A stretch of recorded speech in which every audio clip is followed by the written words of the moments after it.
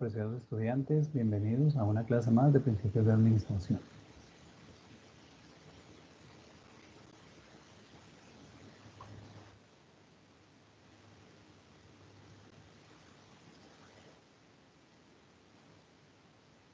Los temas que veremos el día de hoy: características de la organización, elementos que componen la organización,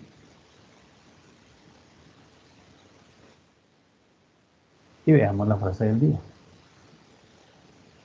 Mi trabajo no es hacérselo fácil a la gente, mi trabajo es hacerlos mejores. Es juntar de diferentes partes de la compañía, limpiar las vías y obtener recursos para los apoyos claves. También tomar personas importantes dentro de la compañía para apoyarlos y que sean aún mejores. Steve Jobs, creador de Apple.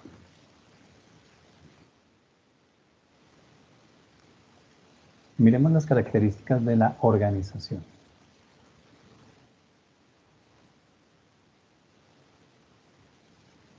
Según Etzioni, las organizaciones se caracterizan principalmente por, número 1, división del trabajo, del poder y de la responsabilidad.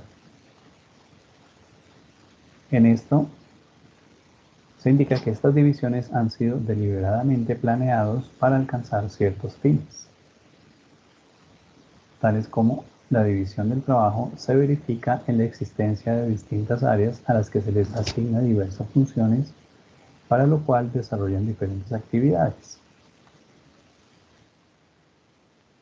Por ejemplo, la gerencia de personal o la gerencia de comercialización. Ambas gerencias subdividen a su vez en áreas menores generalmente llamadas departamentos. Tenemos el de reclutamiento, de selección, de control, de ventas, de investigación del mercado. Los departamentos también pueden subdividirse aún más hasta llegar al nivel de la tarea que ejecuta cada trabajador en su puesto de trabajo.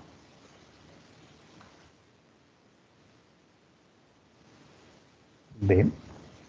La división del poder se verifica en el hecho de que todos los miembros de una organización no poseen el mismo poder y en la existencia de niveles jerárquicos de autoridad formal. Por ejemplo, el jefe de departamento de selección depende del gerente del personal. En los niveles superiores se concentra el poder y la autoridad.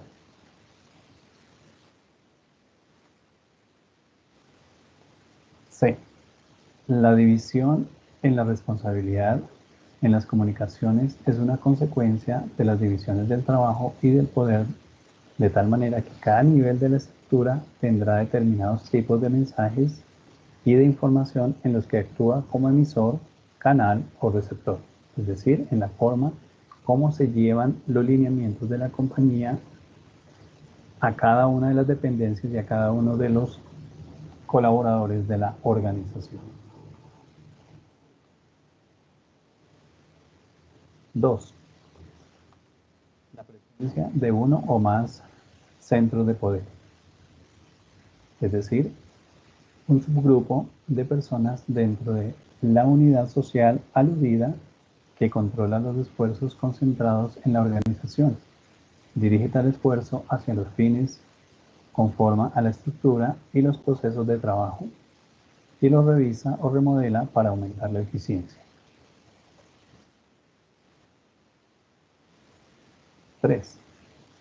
Sustitución de personal. Las personas que no satisfacen lo que espera de ella pueden ser sustituidas y sus tareas. Eso es apenas natural. Esas tareas asignadas a otras personas se pueden definitivamente suplir con otro medio. Las organizaciones pueden cambiar al personal que ocupa los diversos puestos de trabajo, también trasladándolo o promocionándolo a otros. Por ejemplo, a un trabajador se lo puede ascender de jefe de una determinada sección a la gerencia a la cual pertenece dicho departamento. Es apenas obvio, es que debería ser el diario actual de todas las compañías, promover a sus empleados, los empleados que ya conocen la organización, en vez de traer personal externo que no conoce cuál es la dinámica y las pautas u objetivos de la organización. Miremos los elementos que componen la organización. Carlos Martínez dice que de manera universal se puede identificar, en primer lugar, el sistema gerencial. Este se refiere a la aplicación del proceso administrativo en la producción eficaz de los bienes, comprende las funciones básicas de los gerentes, consiste en la aplicación de conceptos, criterios y técnicas tales como la planeación, la organización, la dirección, evaluación de sus sistemas de mercadeo, finanzas, proveedores, servicio al cliente, liderazgo del talento humano, según demandas cambiantes del ambiente.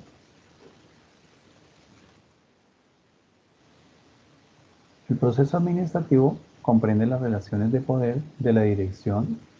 Por esta razón y por el carácter técnico de nuestro idioma, es seleccionado y formado las funciones básicas de la gerencia en las siglas poder. Entonces, mirando este acróstico, poder, planear estratégica y operativamente, planear lo que se va a hacer. Organizar, diseñar y rediseñar la estructura de la organización.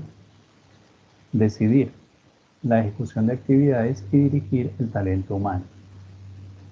Evaluar y controlar resultados eficaces.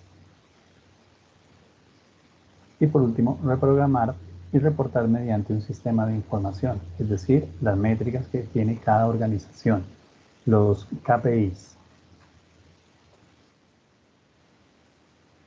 En el sistema de evaluación de eficacia organizacional se aplica este enfoque del análisis de capacidad administrativa en cada una de las siguientes variables estratégicas seleccionadas. En primer lugar, capacidad del trabajo humano y potencial, eficacia actual y potencial del capital económico, eficacia de los recursos físicos actual y potencial, es decir, lo que tenemos en este momento y cómo podemos ensanchar esa infraestructura, esa capacidad física. Productividad, calidad y capacidad de innovación tecnológica actual y potencial. La tecnología está evolucionando constantemente y eso nos permite ir mejorando, pero no nos podemos quedar estáticos, pues esa información, esa tecnología, si no se renueva dentro de la organización, vamos a quedar obsoletos y la competencia nos va a sacar. Eficacia en la interacción con variables externas, estratégicas, mercadeo, clientes, competidores, ventas. Es decir, aquí la estrategia de cómo vamos a manejar el negocio en el futuro, cómo vamos a satisfacer las necesidades de nuestros clientes, cómo vamos a lograr mejor penetración en el mercado y cómo vamos a enfrentar a nuestros competidores. Segundo, objetivos y resultados. Los objetivos son los fines, los resultados son las realizaciones de esos objetivos deseados.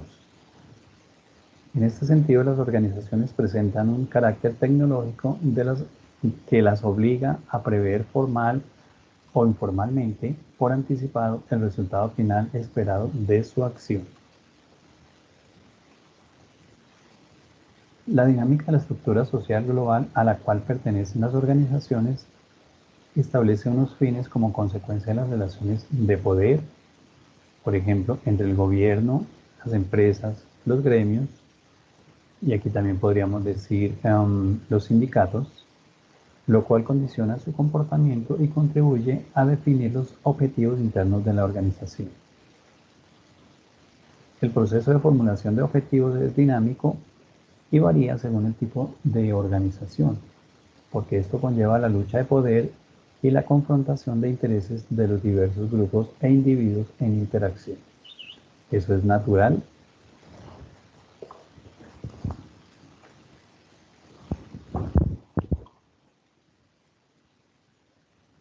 Todos y cada uno de los grupos de interés que están en una economía procuran siempre lo mejor para ellos. Miremos los tipos de objetivos. La productividad es un objetivo principal. Finalmente, las empresas se crean para eso, para producir algo o para vender algún servicio. De acuerdo con la naturaleza de la organización, podemos identificar objetivos con o sin ánimo de lucro. En teoría, las fundaciones, las iglesias dicen que no son con ánimo de lucro. Las empresas que crean los privados son con ánimo de lucro, porque finalmente ponen su capital y desean tener un retorno. Según el alcance en el tiempo existen objetivos estratégicos o de largo plazo y tácticos de corto plazo. De acuerdo con los participantes involucrados, podemos establecer objetivos individuales, de grupo, subgrupo, de los dirigentes, de los trabajadores, de los clientes o consumidores, es decir, todos los actores en las organizaciones. Según las áreas de actividad de las organizaciones, se deben establecer objetivos de producción, de mercadeo, de personal y financieros. Es decir, los 4 elementos esenciales que tiene una organización. Producción, que se ofrece al mercado, ya sean bienes o servicios. De mercadeo, ¿cómo lo hacemos? De personas o personal, pues finalmente son los colaboradores de la organización. La organización como tal también debe trabajar en pro del beneficio de esos colaboradores para que estén contentos, estén estimulados para poder hacer una labor excelente. Y financieros, porque finalmente si no se tienen retornos sobre la inversión, no vale la pena el negocio. Por el grado de eficiencia, es decir, la cantidad, la calidad, los costos, precios y beneficios.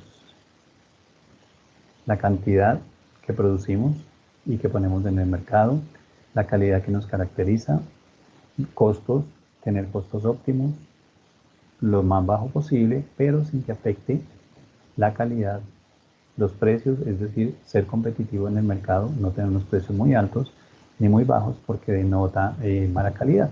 Y beneficios, es decir, la rentabilidad.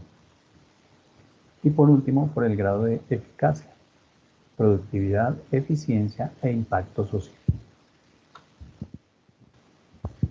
3. Estructura formal interna. Una estructura jerárquica de relaciones de autoridad y trabajo entre las personas que integran la organización. Entonces, la división, especialización y estandarización del trabajo, la estructura jerárquica y las normas de comportamiento formal se definen a través de reglamentos o estatutos aprobados legalmente de acuerdo con la estructura jurídica.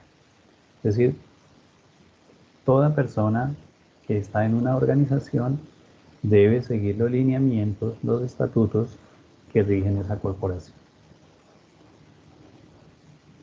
El conjunto de relaciones de autoridad determina una estructura jerárquica formal compuesta de los siguientes elementos: relaciones de autoridad o poder, relaciones de trabajo, es decir, funciones a nivel de cargo, actividades de las autoridades organizacionales, tareas individuales, etc.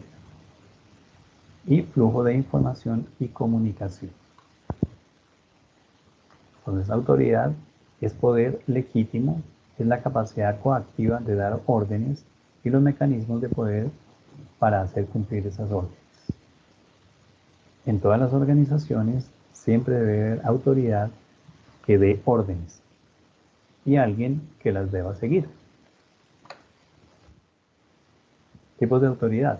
Tenemos formal, consiste, de acuerdo con Weber, en la autoridad racional legítimamente establecida. Esta se hace legítima mediante la aceptación por consenso y formalización a través de las normas de los estatutos. Técnica o funcional. Se refiere al poder que se deriva del conocimiento especializado en un área determinada. Es decir, las personas a través del tiempo van teniendo ese conocimiento y ejercen esa autoridad, ese poder. Informal es el poder que aparece espontáneamente por la relación entre dos o más personas y la posibilidad de una de ellas de influir en la acción de otra. En algunos casos, este poder es innato a algunas personas. Nacen con esa cualidad de poder mandar sin afectar al otro. Cuadro, recursos. Los medios o factores que utilizan las organizaciones en su proceso de producción se pueden clasificar en humanos. Las personas proporcionan la mano de obra, la fuerza de trabajo intelectual y física y el capital humano que requieren las organizaciones. Por su ubicación dentro de la estructura interna, el talento humano se puede clasificar en personal directivo y personal dirigido. Siempre debe haber alguien que ordene y alguien que obedezca. El estudio administrativo de este factor ha dado lugar a un área prioritaria de apoyo a la producción, que es la administración de personal, las relaciones industriales o la gerencia de talento humano. Ya no se dice gerencia de recursos humanos, porque no somos recursos, somos talento, y que comprende las funciones de selección, evaluación, capacitación, desarrollo del talento, compensación y retiro. Es decir, todo lo que abarca el tener una organización óptima y unos lineamientos bien establecidos para mantener el talento humano adecuado, estimulado y que tenga fidelidad con la compañía. El trabajo humano puede apoyarse en cerebro, los músculos, los miembros, los métodos, las herramientas y máquinas. Entonces, el ser humano, el talento humano, utiliza todos estos elementos para poder hacer sus labores dependiendo lógicamente del tipo de organización a la cual le preste sus servicios. Además, constituye un factor complejo ya que abarca múltiples dimensiones. Es decir, la técnica requiere de conocimientos y trabajos especializados. La económica, el trabajo se orienta en la producción racional de bienes y servicios y genera un salario o contraprestación. Psicológica. Del trabajo se derivan un comportamiento mental o de actitud, un estado de satisfacción o insatisfacción. Colectivamente determina el clima de motivación de la organización. Es decir, ese es el trabajo que tiene el encargado o la persona encargada del área de talento humano. Lograr esa satisfacción de todo el colectivo que trabaja en esa organización para poder tener los mejores resultados. Cuando no se hace, las compañías tienden a perder esa posibilidad de ser competitivas en el mercado. Fisiología. El trabajo origina desgaste, fatiga y consecuencia física en el largo plazo. Por ello es necesario estudiar los movimientos y posiciones repetitivas en la jornada normal del trabajador. Se puede clasificar el trabajo individual, tareas y funciones a nivel de cargo y trabajo de grupo, actividades coordinadas. Entonces, es importante establecer unas jornadas de trabajo adecuadas, porque es que los seres humanos no son máquinas. Necesitan también descansar, necesitan la parte lúdica, necesitan la parte de compartir con su familia. Cuando esto no se atiende, las empresas se ven grandemente afectadas y lógicamente su productividad y la utilidad se van al piso. Y después se preguntan, bueno, pero ¿por qué no estamos siendo productivos? ¿Por qué no estamos dando resultados? Pero no se dan cuenta que desatendieron al talento humano. Financieros. Constituye la capacidad de inversión total de la organización, sus activos, sus bienes y derechos negociables, su capacidad de endeudamiento y el análisis del comportamiento financiero. Es decir, todos los recursos financieros que se manejan para que la compañía sea exitosa. La administración financiera ha desarrollado un conjunto de conceptos y técnicas aplicables en la programación y evaluación del rendimiento del capital invertido a corto, mediano y largo plazo. Las más utilizadas en el análisis del comportamiento financiero son punto de equilibrio, es decir, en donde la empresa no está perdiendo y no está ganando. En ese momento la compañía puede seguir operando, pero lógicamente siempre mirando a que supere ese punto de equilibrio. Origen de fuentes o aplicación de fondos, es decir, de dónde consiguieron los fondos para hacer esas inversiones. Los presupuestos, es decir, cuánto se va a invertir, qué se va a gastar en materias primas, en publicidad, mercadeo, en talento humano. Índices de sensibilidad de rendimientos, es decir, qué porcentaje de utilidad se va a tener.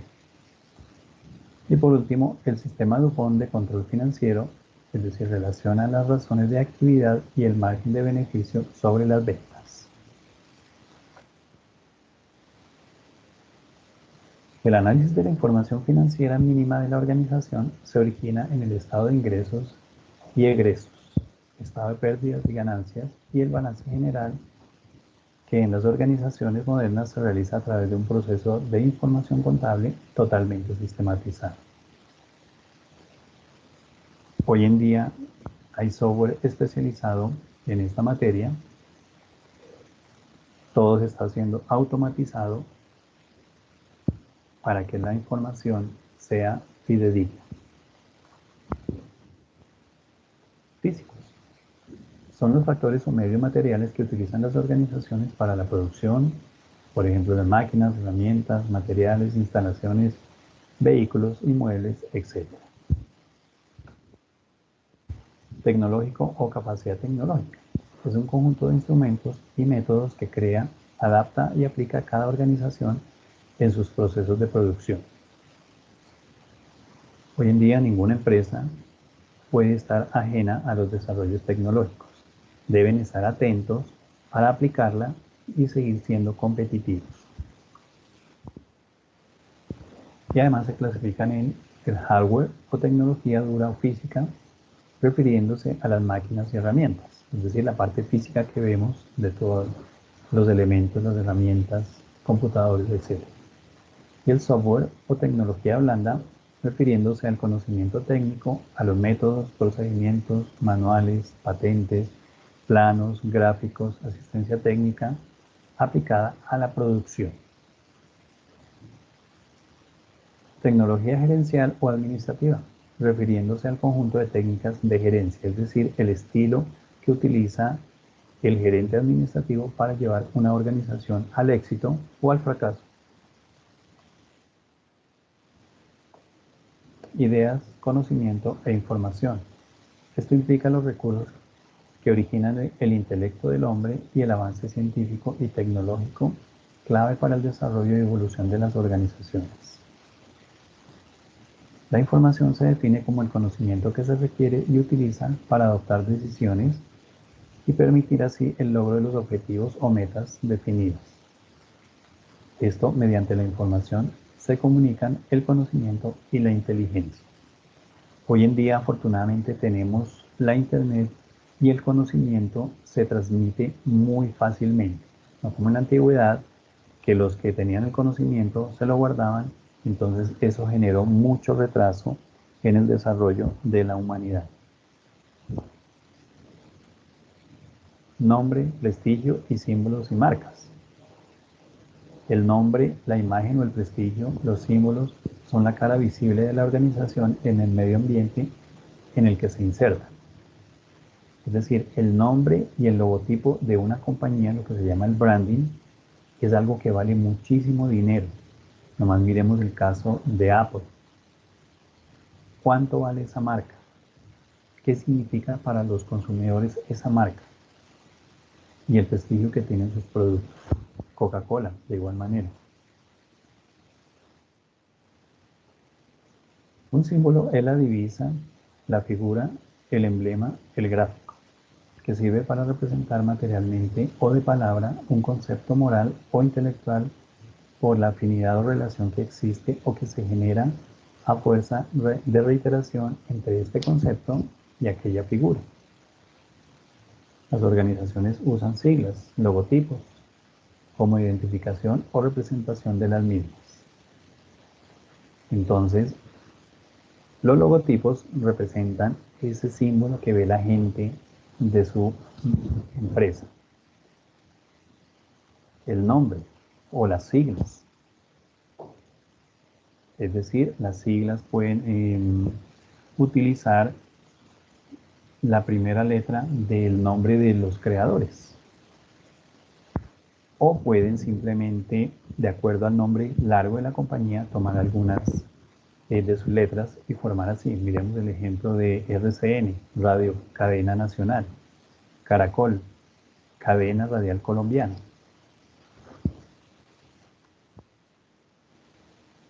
La imagen es la representación viva y eficaz de una cosa mediante el lenguaje, en comunicaciones orales, escritas, visuales, auditivas. Las organizaciones necesitan generar una imagen en la sociedad. Esta se genera en nuestra mente porque aprendimos la semejanza y la representación simbólica. La organización cuida su nombre a través de su accionar en la sociedad, de su trayectoria, de su conducta frente a determinadas contingencias y de las imágenes que generan, adquieren prestigio, forma o relevancia social. El prestigio representa la opinión que la gente tiene de la organización, como una especie de voz pública referida a la excelencia de la entidad, a la confiabilidad de sus actos. Gozar de un buen prestigio es la clave para la supervivencia organizacional. Por eso las empresas cuidan ese goodwill, ese buen nombre que tienen. Quinto, estructura externa o interacción con el ambiente. Las condiciones de la estructura social global, económica, política, ética, tecnológica, determinan las variables externas o del contexto con el cual debe interactuar dinámicamente la administración de las organizaciones. El ambiente cambia permanentemente. Estos cambios se evalúan a través del comportamiento y proyección de una serie de variables no controlables directamente por la gerencia, pero con las cuales debe interactuar necesariamente. Un ejemplo de ellas son las políticas gubernamentales, la disponibilidad de recursos, la cultura, etc. Es decir, las leyes que saca el gobierno pueden afectar o beneficiar a algunas empresas.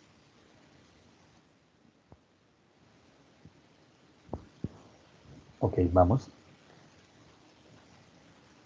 a mirar esta ayuda para reforzar los conocimientos.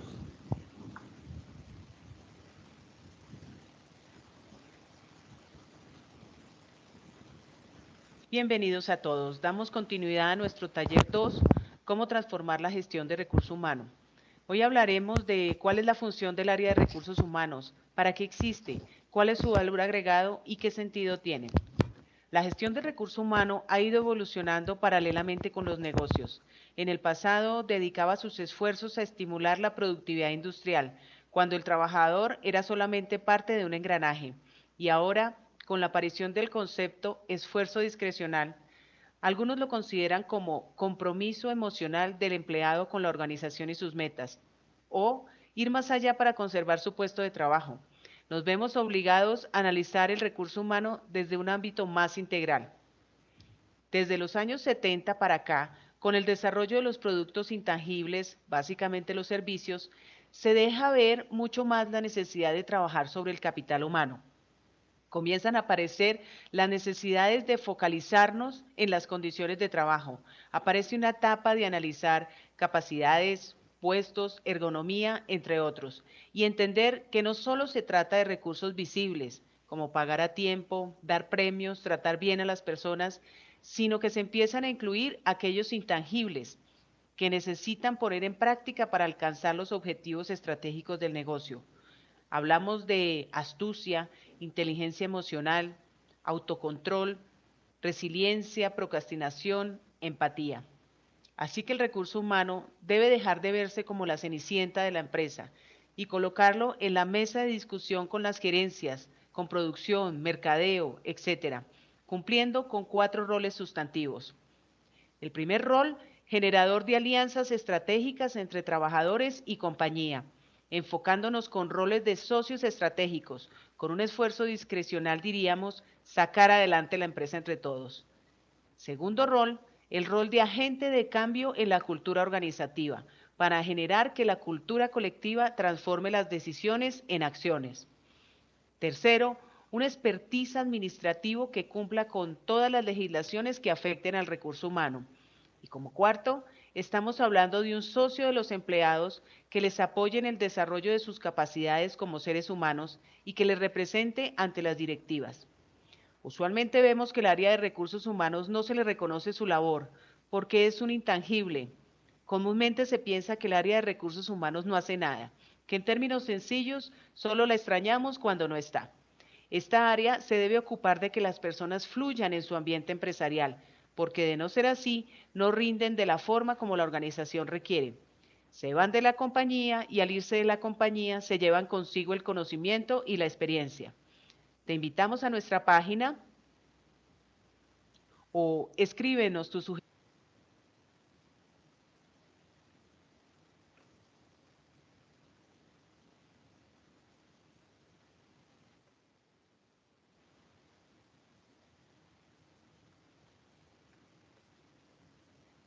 Muy bien, apreciados estudiantes, espero que el tema haya sido de utilidad. Nos veremos en la próxima clase. Muchas gracias, que tengan un excelente día.